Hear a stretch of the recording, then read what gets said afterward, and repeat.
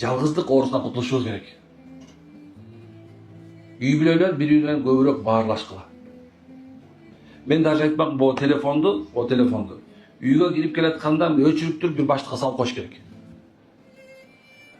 Примерно саат 8ден кийин өчүш керек. 8ден кийин өчүрүп туруп сал, балаңдыкын да сал, өзүң да сал, баардыгын сал, и машалла башкача кыл. Тамакты чогултуп жеңиздер.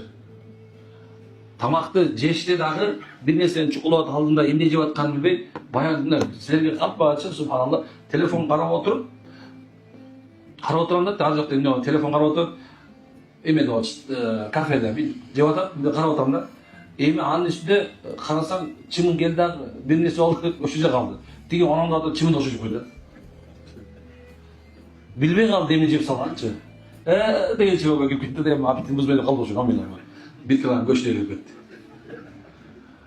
Ушундай экен да көрсө, бул көзү, кулагы мындай бир жерде болуп турбасачы, бул башкача экен көрсөчү. Адамдар азыр айтып атат, үйгө киргенде өчүргүлө, салгыла, эмне кылгыла, баарлашкыла.